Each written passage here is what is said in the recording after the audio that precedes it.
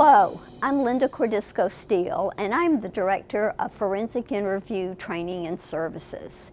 And I'm here to introduce you to a new approach to training forensic interviewers. We are calling this the Pathways approach to developing skills and building resilience in forensic interviewers. So we've been at this business for a long time.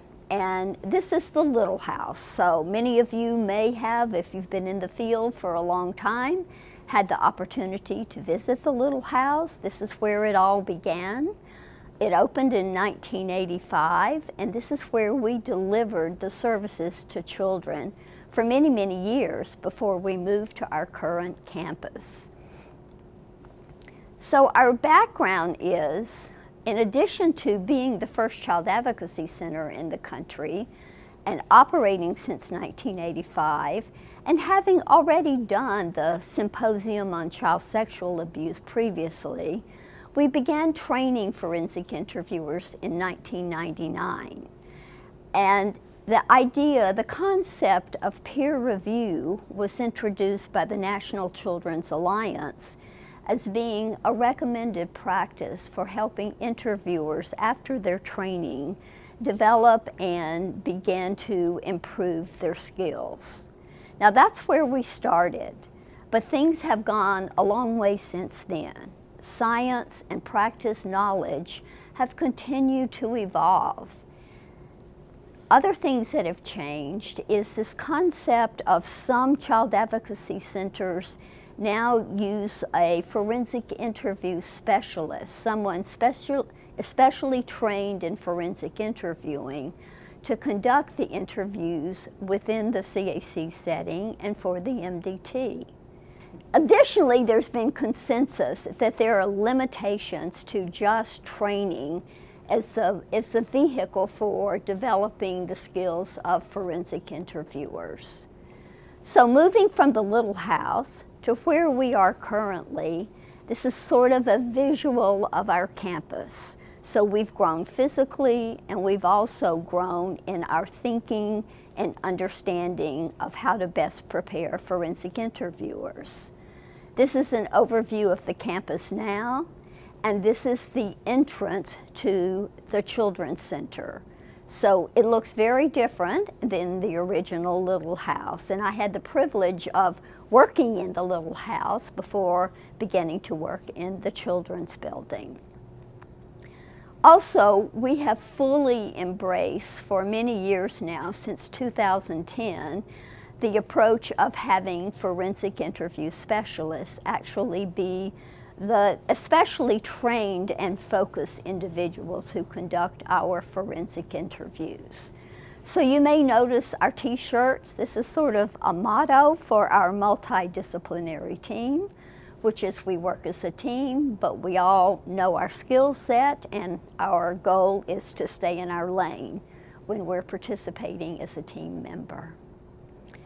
Now let's look at how we previously thought about and approached developing interviewing skills, sort of our status quo approach.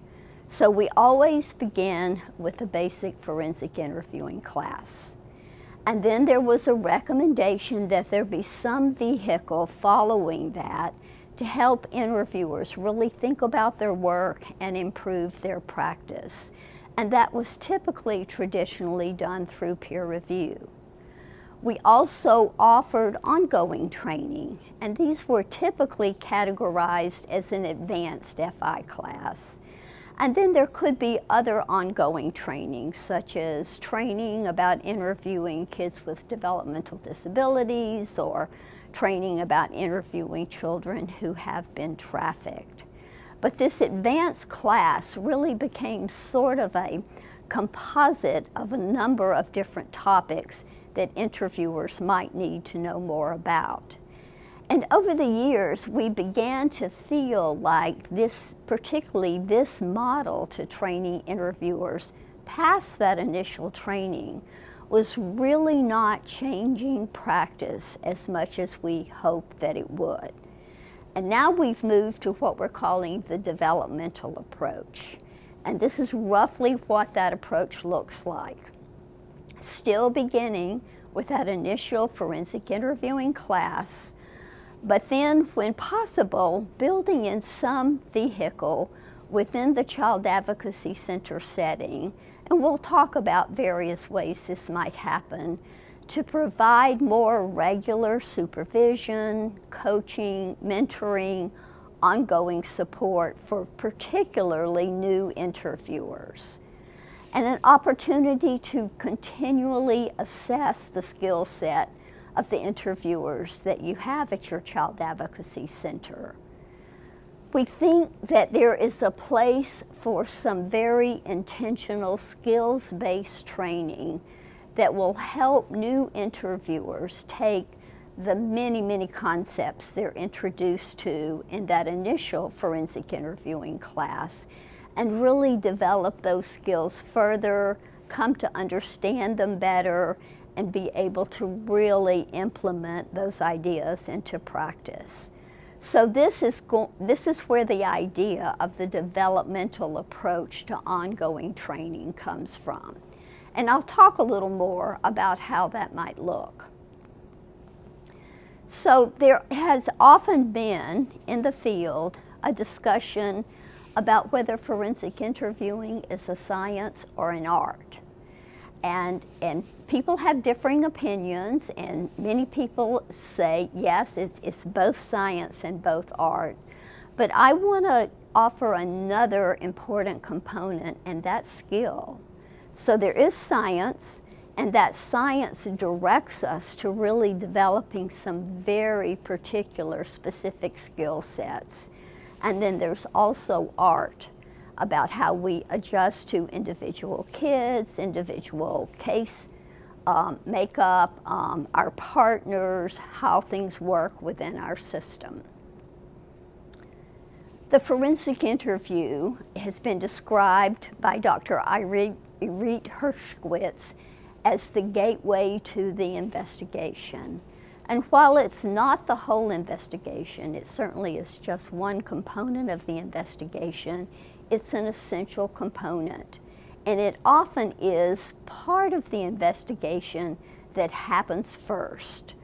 And it provides the investigators with the child's information for further exploration, for looking for corroboration. It's just such an important component of the investigation. It's a very complex task.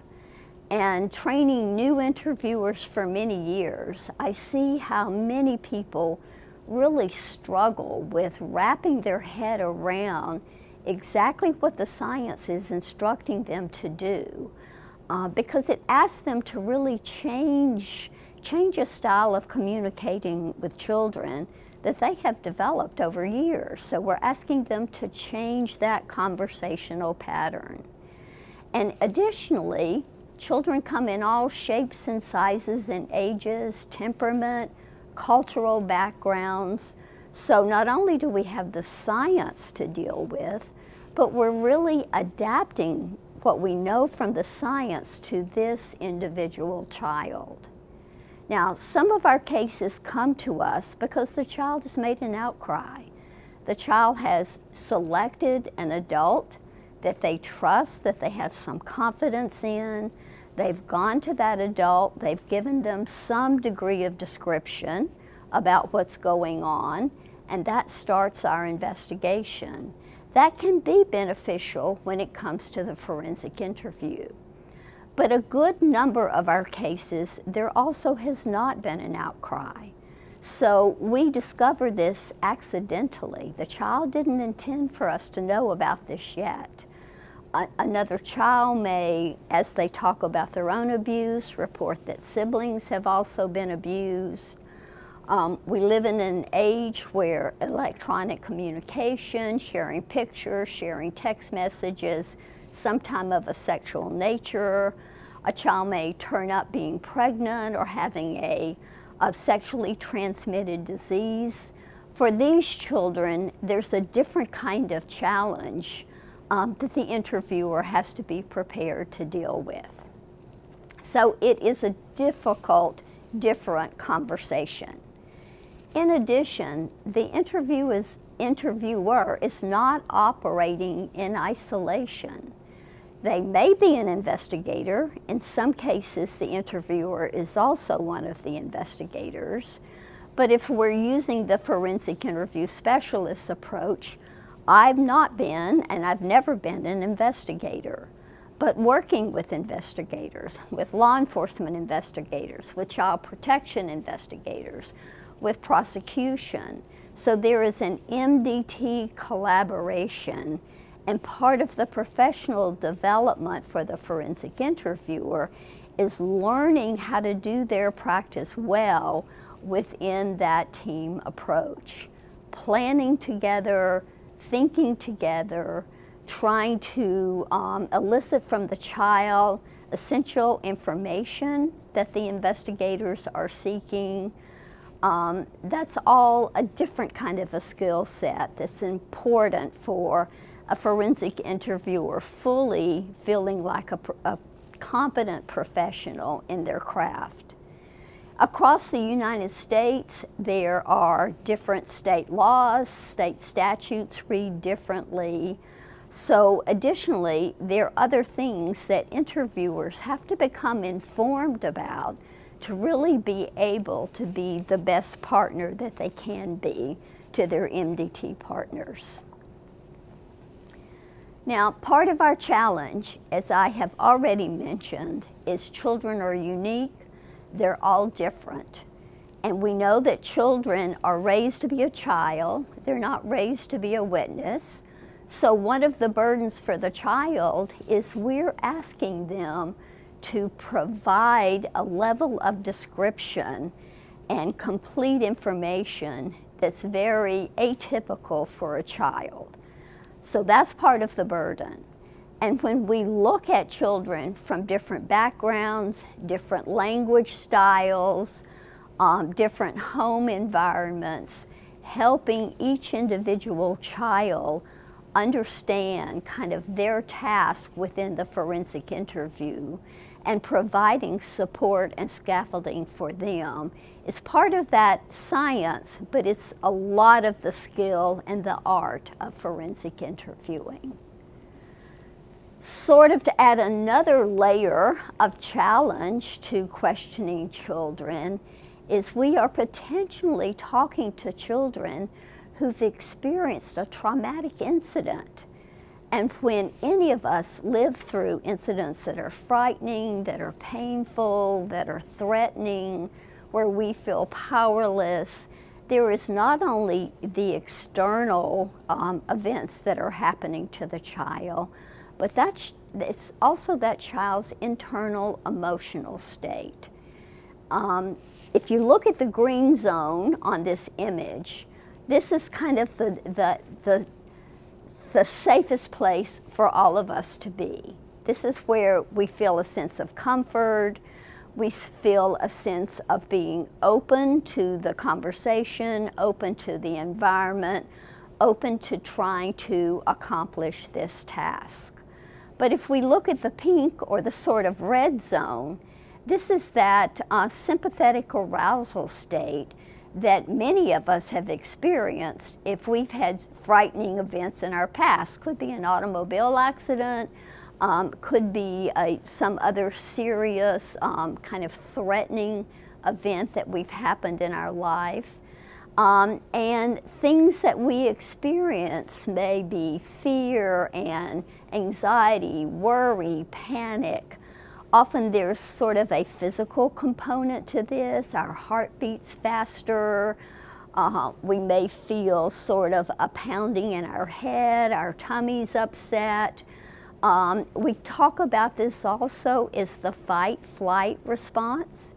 And some children, not only did they have that kind of reaction to the abuse, but in the interview, as we ask them to really remember, recall, and engage with that experience, many of these reactions can be aroused.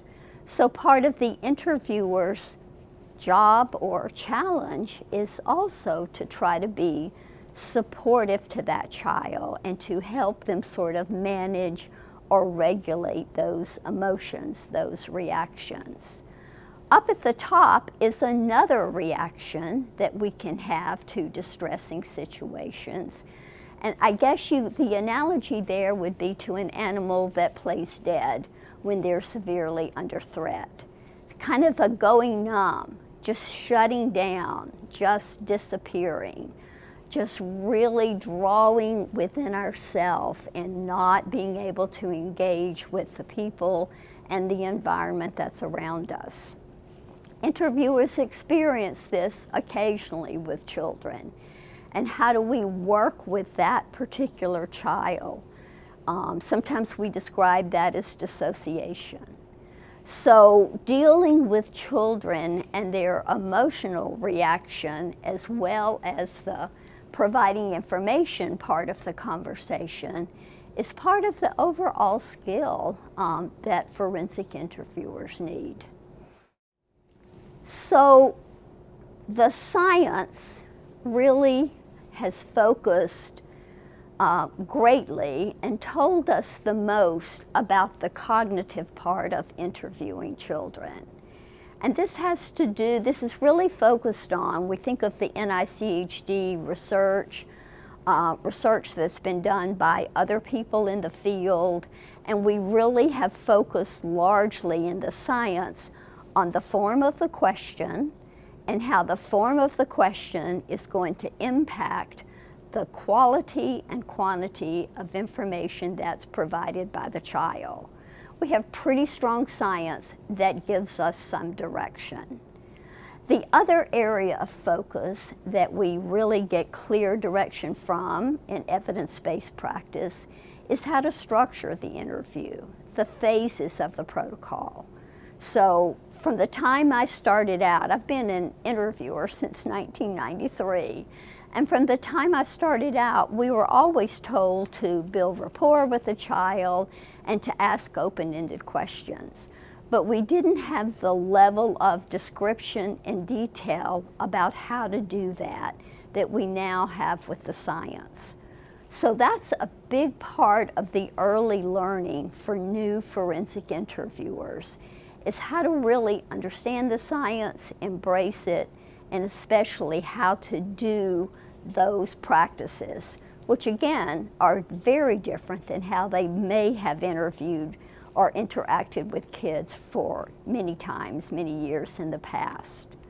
So there is a component that I want to call deliberate practice that really has come to us from the medical field, also to some degree from the clinical mental health field, but particularly the medical, that says within a skilled practice, there are some kind of basic skills that are important for us to identify, and not only identify, but provide practice opportunities. So opportunities to break down those skills, practice them one at a time, receive feedback, practice again, receive feedback, practice again, receive feedback, till we are able to sort of comfortably integrate that skill set into our more natural everyday practice. Now this is hard work, and it can't be accomplished in a long extended training. It really calls for short learning opportunities so that you have, because it is such hard work and it requires such focus on one particular skill or element. So the most beneficial way to do this is to have short learning opportunities with support and feedback. And we're sort of going for the goal of kind of rewiring our brains so that some of those neural pathways about how to think about what children are saying and how to craft those follow-up questions becomes more natural. Also, in more recent years, there's been increased understanding or appreciation in the science. It's always been there, I think, for those of us that were interviewing children. But from the scientists, there's been an increased appreciation that interviewing is not just a cognitive process. Being a good witness for a child is not just a cognitive process. It's also a matter of the heart. It's an emotional process. And so the idea, NICHD, who brought us really the initial strong research about the best way to phrase questions and the best way to set up an interview protocol, really has embraced this idea of how do we look for ideas and recommendations about how to provide social support to children throughout the interview process. And that resulted in a revision. So there's now a revised NICHD protocol, which was just wonderful for many of us as interviewers to see, because it gave us some research and science support for what instinctively felt like the right thing to do. Now, we want to do this in a way that does not become suggestive or leading for the child. And this is often a question that interviewers have. If I provide support, am I being suggestive? How do I know exactly what's the best way to do this in a manner that's going to fit this forensic setting? So this is both verbal and nonverbal approach, observing the child, paying attention to what the child is telling us nonverbally as well as verbally. It's also a verbal approach by the interviewer. How do I non-verbally react to this child? Using things like reflection, paraphrasing, using the child's name, things that show the child I see you as an individual and I'm hearing what you're saying. Not feeling so afraid of feeling questions. For many years we were told, don't talk about feelings, don't talk about feelings. This is a forensic interview, not a clinical interview, and that's still true. But when children demonstrate feelings or express feelings, interviewers need to have a proper and appropriate, a helpful way that they can support that and respond to that in the child. And then how do we provide reassurance that is non-conditional? How do we acknowledge the child's effort? How do we encourage the child's effort? All of that is something that can be learned and is also, some of it comes from the science, from the literature, and some of it comes from experienced forensic interviewers. I guess a third key component that hasn't yet been really addressed in the science and really comes along after a new interviewer has developed better some of those basic skill sets, is how do I really make decisions and think through the interview? So there's a recommendation for pre-interview planning with the interviewer and the investigative partners, how to do that more effectively, how to take the information that we have, sometimes we have a little, sometimes we have a lot, how to develop sort of a loosely held plan that's open to being adapted if we learn some things different from the child as we get into the interview. So we both want to go in with a plan and we want to learn to not get overly attached to our plan. And then we want to be able to incorporate what we learn from the child as we get into the interview. Now, all of this is a skilled process, and it's not a process that can be spelled out in a linear kind of way.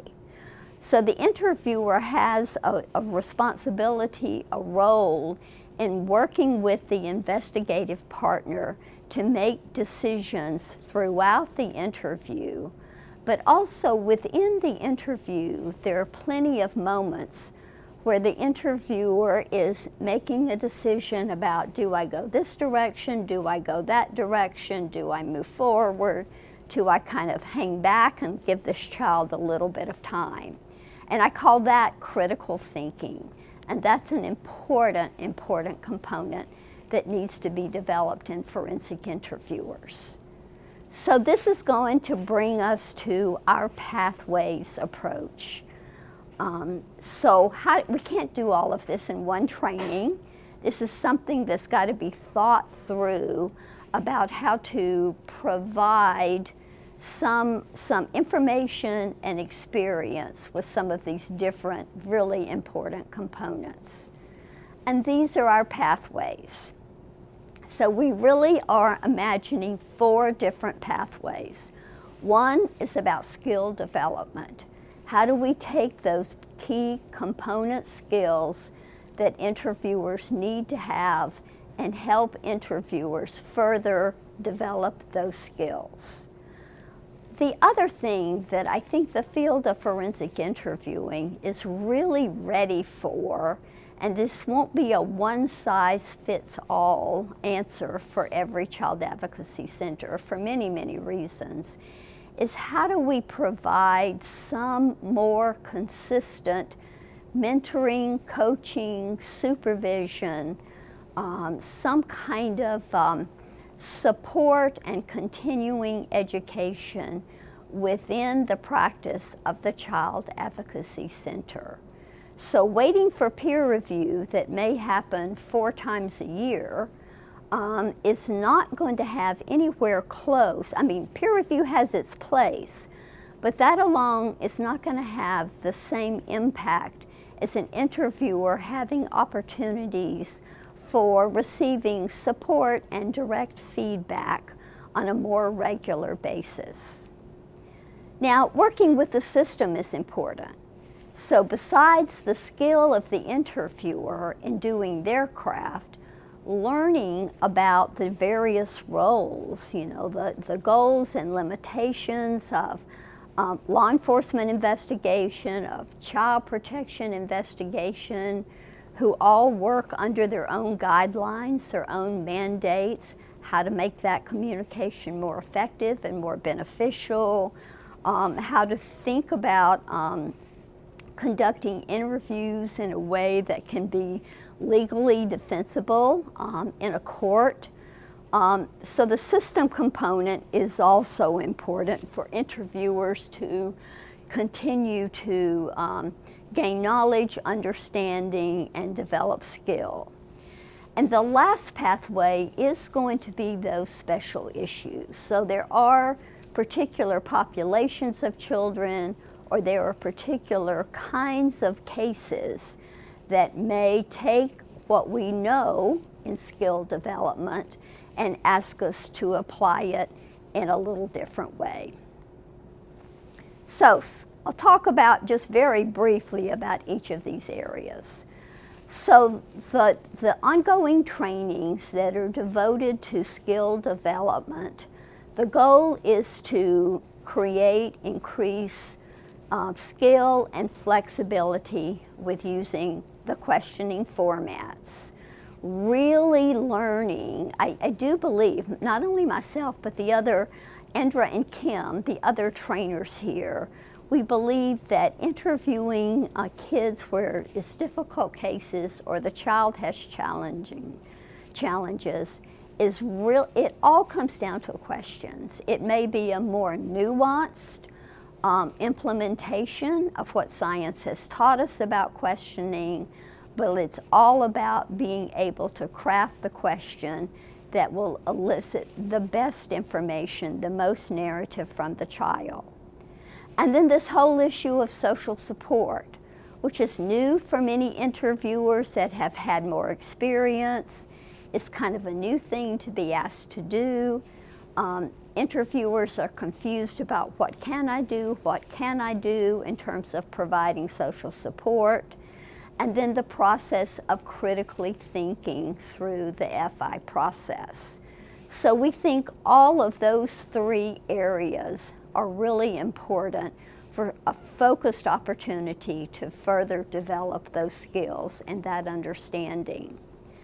And then as we get into doing interviews, feeling more comfortable with interviewing, I'm also interested in interviewers being able not only to make the right choice in terms of how they proceed, but being able to articulate their reasoning behind why they did what they did. And this can be important for communicating with their multidisciplinary partners. It also is important when you think about testifying. It's not only having done good work, but being able to explain the work you did, the why you did it, the how you did it to a jury that helps to build an effective witness. Around supervision and mentoring, we want to look at what are our opportunities. What are the supervision needs that interviewers often have? How do we provide feedback and reflection that is truly targeted to the development of an individual interviewer?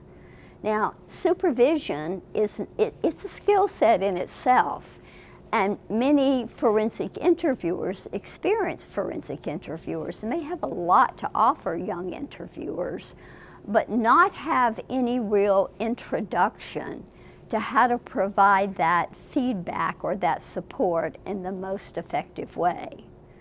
We think supervision and mentoring is also essential around building resilience and preventing secondary traumatic stress. There's a lot of interest currently about managing the secondary traumatic stress of frontline workers. And this supervision and mentoring is not the only answer, but it's certainly a strategy that has been shown by research and is, many of us know from our own practice, can be beneficial and helpful. And there's a particular kind of supervision or oversight that's called reflective practice that would be helpful for interview supervisors to be introduced to. And then when we come to the special issues, I mean, we can think of children, kind of groups of children, preschool children, children that have disabilities, and there's a wide range of disabilities. How do we adapt the interview to these children? We also sometimes are interviewing all of our children potentially have had a bad experience, but some of those children come with a real history of neglect and kind of trauma on top of trauma on top of trauma, and may call for special adaptations to help the forensic interview have the best chance of being successful. So we can look at special issues around children, but we can also look at different kinds of cases. So we know many kids, even though one particular allegation may bring them to the investigation and to the forensic interview, many have a history of polyvictimization. That may tie back to that trauma and neglect I talked about when I talked about groups of children. There are more and more cases where we have some evidence, particularly in this digital online age, that something has happened, maybe absolute proof or at least a strong reason for concern, but we have no outcry. How do we work with those children? Children that have experienced exploitation, online solicitation perhaps, or trafficking. And those, both the list of children and the list of cases are just examples of some of the special issues that may benefit from some additional focus. And then working with the system, helping interviewers learn how to work effectively with MDT partners, how to really do an effective pre-FI planning, how to collaborate through the interview, how to participate effectively in case review, coming to testifying, and typically that's not till a year or two down the road in terms of criminal courts, but interviewers may be called upon to testify as a fact witness, as an expert witness, helping them understand the distinction between the two, and then helping them develop those courtroom skills are also another pathway for development. So these are basically our goals. We want to provide more focused trainings that can not just give information, suggestion, and introduction to a particular skill or a particular population, but really can go in depth enough that it has a greater likelihood of allowing that interviewer, because there's more practice time, there's more opportunity to individualize, really change their practice. We're not just looking for increased knowledge, we're looking for changes in behavior. Now, we're not going to try to control it. It's going to be up to the individual interviewer and their supervisor, but we will be offering a suggested pathway for further development following that initial FI training. And we are really encouraging and supporting individual interviewers and their supervisors making more conscious choices about who's my interviewer, what are they doing well, what do we think they would benefit from learning more about, and the interviewer is going to have a good sense of this often themselves, rather than just sending them to something called an advanced training that may or may not really fit well with their particular needs. We really are hoping to focus on deeper learning and providing opportunities at whatever level to not only learn about important skills, but to have an opportunity to practice them with feedback from a skilled facilitator. And overall, our goal is to increase competence and confidence. So we're looking for both of those things for the forensic interviewer, because I think that's part of what keeps interviewers interested. They like to be growing, they like to be feeling like they're becoming more skilled and more successful at doing the work they do. Now, we know there is no such thing as a perfect interview, and we're not expecting that for any of us we're going to achieve this. But the reality picture at the bottom is a better illustration of what we actually have to deal with in an interview. It's not a straight line. There's all kinds of valleys and hills and obstacles to be dealt with, and that's what we're hoping to be able to arm and prepare interviewers to be ready to do. So this is my contact information. If you have further questions or you have comments, recommendations you want to make, I encourage you to reach out to me. Here's my email address, and we are looking forward to continuing to bring you information about our Pathways approach to training forensic interviewers.